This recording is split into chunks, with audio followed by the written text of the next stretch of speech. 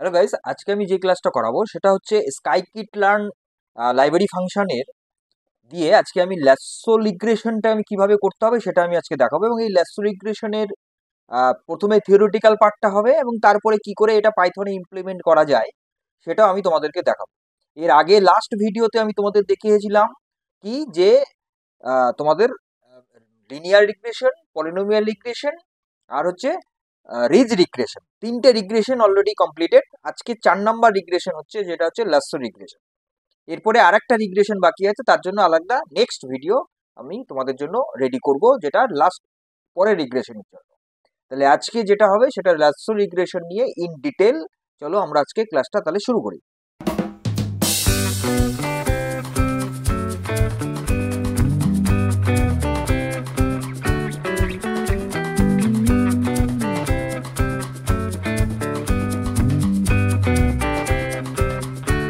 যে লাসো রিগ্রেশনটা সম্বন্ধে একটু জেনে নিই আমরা। একটা সিম্পল এক্সপ্লেনেশন তোমাদের জন্য আমি এটা রেডি করেছি। দেখো, প্রথমে আমি তোমাদের একদম একটা রিয়েল লাইফ এক্সাম্পল নিয়ে বলি, তাহলে বিষয়টা আরো বেশি একদম ক্লিয়ার হয়ে যাবে। ধরো তোমাদের এই বিল্ডিং, যেটা আমি রিজ রিগ্রেশনের ক্ষেত্রে আমি বলেছিলাম, সেই এক্সাম্পলটাকে নিয়েই যদি আমি এখানে বলি যে একটা বিল্ডিং ধরো তুমি রেডি করেছো, এবার সেই বিল্ডিংটার প্রাইস এবার ঠিক হবে। এবার সেই প্রাইসটা যখন ঠিক হবে, তার প্রপার্টি মানে তার অ্যাট্রিবিউটস গুলো মানে তার ফিচার্স এর উপর ডিপেন্ড করে তোমার ওই বিল্ডিংটার দাম হবে, তাই কি না? ধরো সেটার কতগুলো বেড আছে, নাম্বার অফ বেডস, লোকেশন কি আছে। যেমন ধরো তোমার একটা ফ্ল্যাটের দাম কিরকম হয়, তার লোকেশন দেখে হয়, তার হচ্ছে 2 BHK না 3 BHK তার উপরে ডিপেন্ড করে হয়, কত স্কোয়ার ফিট কতটা এরিয়া নিয়ে আছে তার সাইজটা দেখে হয়। তাহলে এইটার উপরে, এই ফিচার্স গুলোর উপরে ডিপেন্ড করে কিন্তু আমাদের ফ্ল্যাটের দামটা আমরা নির্ধারিত করি, রাইট? তো এই এক্সাম্পলটাকে নিয়ে আমি যেটা বললাম যে ফিচার্স গুলোর উপরে ডিপেন্ড করে আমার কি হয় না, ফ্ল্যাটের দামটা ধরা হয়, সেটা হচ্ছে সিম্পল রিগ্রেশন মানে লিনিয়ার রিগ্রেশন।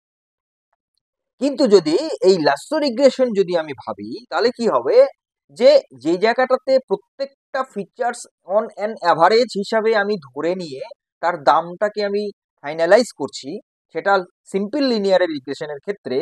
কিন্তু যখন আমি লাসো রিগ্রেশন করব, তখন কি করব না, কোনো একটা ফিচার্সকে আমি বাদও দিতে পারি, মানে সেটা আমার মানে টোটাল ফ্ল্যাটের যে দাম আছে সেই দামটাতে কিন্তু সেটা ইনক্লুডেড নাও থাকতে পারে। এমন কোনো একটা ফিচার্স আর থাকতে পারে যেই ফিচার্সটাকে আমি টোটালটাকে আমি ডিডাক্ট করে দিচ্ছি, বা কোনো ফিচার্সের আমার মানে অন অ্যান অ্যাভারেজ হিসাবে আমি নিচ্ছি না। বেসিক্যালি অন অ্যান অ্যাভারেজ হিসাবে আমি নিচ্ছি না, না নিয়ে আমি ফ্ল্যাটের দামটাকে নির্ধারিত করছি। তো এই রকম কনসেপ্টের ক্ষেত্রে আমরা লাসো রিগ্রেশন করব, ঠিক আছে? তাহলে এটাই হচ্ছে সিম্পল একটা এক্সপ্লেনেশন রিগার্ডিং লাসো রিগ্রেশন। এরপরে আমরা আবার দেখে নেবো যে এটা আবার তাহলে লাসো রিগ্রেশনটা তাহলে কাজ করছে কিভাবে।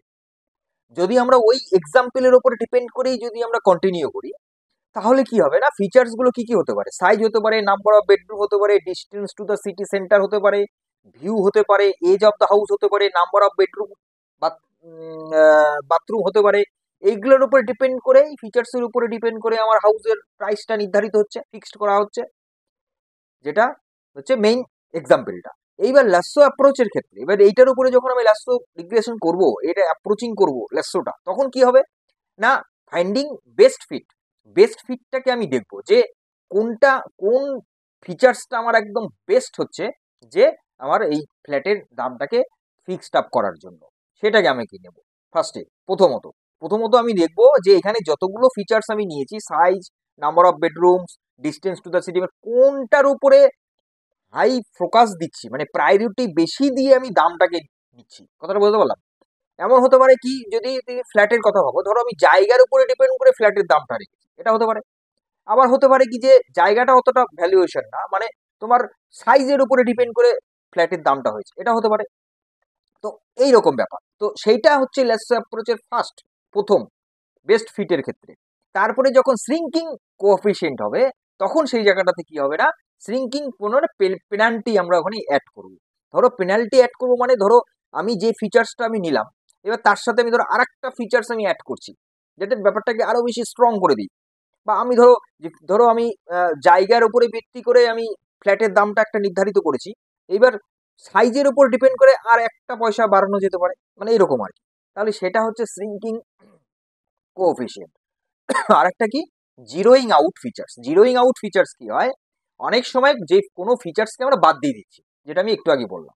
যখন আমি লাসো রিগ্রেশনের সিম্পল এক্সপ্লেনেশনটা আমি যখন তোমাদেরকে বলছিলাম, তখন আমি এই কথাটা বললাম কি, যে কোনো ফিচার্সকে আমরা বাদও দিয়ে দিতে পারি।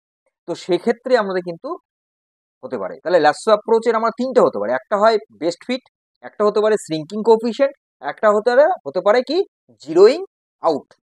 এই এইভাবে হচ্ছে লাসো রিগ্রেশনটা কাজ করে। এরপরে আমরা দেখবো রিয়েল লাইফ এক্সাম্পল, তাহলে আমাদের কি কি আছে, মানে রিয়েল লাইফ এক্সাম্পলে আমরা কোন কোন জায়গাতে আমরা লাসো রিগ্রেশনটাকে অ্যাপ্লাই করে থাকি সেটা আমরা দেখবো। কি কি, একটা হয় জিন সিলেকশনের ক্ষেত্রে, মানে ডক্টর বায়ো ইনফরমেশনে কিন্তু আমাদের লাসো রিগ্রেশনটা ইউজ হচ্ছে, যেখানে এআই টুলস যেই জায়গাটাতে ইউজ হচ্ছে সেই জায়গাটা লাসো রিগ্রেশন অ্যালগোরিদম কাজ করছে। দুই হচ্ছে feature selection in image recognition. তিন হচ্ছে পোর্টফোলিও অপটিমাইজেশন ইন ফিন্যান্স। চার হচ্ছে এনভায়রনমেন্টাল মডেলিং রেডি করতে গেলেও লাগছে। পাঁচ হচ্ছে কি, marketing and customer relationship management যে টুলসটা আমরা বানাচ্ছি সেই জায়গাটাতে যে অ্যালগোরিদমটা ইউজ হচ্ছে এআই, সেটা হচ্ছে লাসো রিগ্রেশন। তাহলে এতগুলো রিয়াল অ্যাপ্লিকেশনের ক্ষেত্রে আমরা লাসো রিগ্রেশন ইউজ করতে পারছি, রাইট?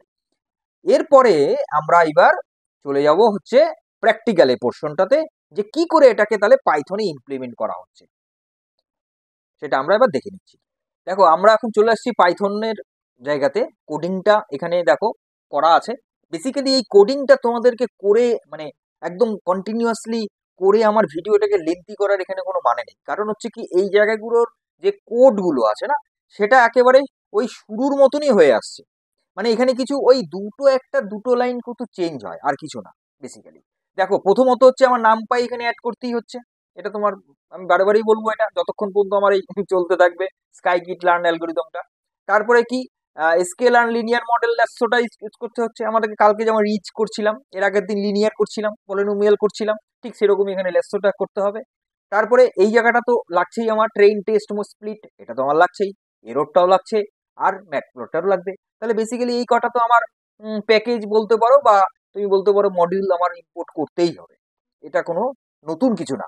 এরপরে কি, আমাকে এখানে একটা অ্যারে নাম পাই দিয়ে আমাকে একটা নাম্বার বানাতেই হচ্ছে, অ্যারে বানাতে হচ্ছে, এটা 2 ডাইমেনশনাল। দেখো ওই এক্সাম্পলই আছে কিন্তু আমার, আমি চেঞ্জ কিছু করিনি এখানে, জাস্ট ফর আমি এখানে অ্যাড করেছি, লেসোটা এখানে অ্যাড করা আছে। হ্যাঁ, আর এখানে আছে হলো যেখানে ফিটিং হচ্ছে, মানে যে জায়গাটাতে মডেলটা রেডি হচ্ছে সেইখানে হচ্ছে তোমার এই যে কোএফিসিয়েন্ট যেটা হচ্ছে না, সেই জায়গাটাতে আমার একটু চেঞ্জেস আছে। বাদ বাকি কিছু চেঞ্জ নাই এখানে, সবটাই সেম আছে, একদম সেম আছে। তুমি এই জায়গাটাতে রান করে দেখো, এই জায়গাটা রান করলে আমরা দেখতে পাবো যে আমার কত মানে নাম্বার, মিনিমাম নাম্বার আমার কতটা আমার ফ্র্যাকচুয়েশন হচ্ছে সেটা আমরা দেখতে পাবো। দেখো আমরা রান করেছি, F5 প্রেস করছি, করে এবার রান করে দেখো, দেখে নাও যে কতটা আমার ইয়ে বেরোচ্ছে, মানে এমসি বেরোচ্ছে। দেখো এই যে কোএফিসিয়েন্ট 0.10 আর 1.75 বেরোচ্ছে, আর মিন স্কোয়ার এরর কত বেরোচ্ছে এইটা। তাহলে কতটা এরর তাহলে মিনিমাইজ হয়ে যাচ্ছে, মানে কতটা এরর কমে যাচ্ছে সেটা আমাদের খেয়াল করতে হবে। এর উপরে বেস করে যদি আমি একটু প্লটিংটা করি, তাহলে প্লটিংটা করতে হলে আমার কিছুই নাই, এই জায়গাটাতে আমাকে শুধু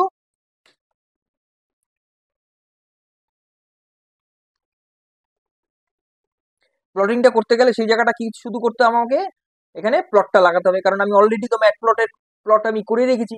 এখানে এসপিএলটি যেটা আমার আগের প্রোগ্রামিং এ আছে ওটাও একদম সেম জিনিস, শুধু এখানে আমাকে বসিয়ে দিতে হবে, তাহলে আমার প্লটিং হয়ে যাবে। এখানে তো কোনো ডিফারেন্স কিছু নাই, প্লটিং আমার হয়ে যাবে। দেখো প্লটিং দেখাবে এটা, দুটোর মধ্যে ডিফারেন্স কি, ডিফারেন্স কি, যে নিখুঁত হচ্ছে ব্যাপারটা। মানে লিনিয়ারের ক্ষেত্রে এক রকমের হচ্ছে, তার থেকে আরো বেটার হবে পলিনোমিয়াল, তার থেকে আরো বেটার হবে রিজ রিগ্রেশন, তার থেকে আরো বেটার হবে লাসো রিগ্রেশন, এইরকম ভাবে চলছে। ব্যাপারটা তো আমার একই রকমের, শুধুমাত্র আমার এখানে কতগুলো মডিউল আর প্যাকেজে শুধু 19-20 হচ্ছে। আর ফান্ডাটা বুঝতে হবে যে আমি লিজ রিগ্রেশন কোথায় ইউজ করব, কোথায় আমি হচ্ছে লাসো রিগ্রেশন ইউজ করব, কোথায় আমি পলিনোমিয়াল ইউজ করব, কোথায় আমি লিনিয়ার ইউজ করব। কনসেপ্টটা ক্লিয়ার থাকতে হবে অ্যালগোরিদমের, তাহলেই কিন্তু কোনো কঠিন কিছু না। কোডিং এর তো ওই ওই লাইনগুলোই বারে বারে কোডিং হবে, কিন্তু অ্যালগোরিদম ফান্ডাটা বুঝতে হবে, এটা কিন্তু মেইন ইম্পর্টেন্ট।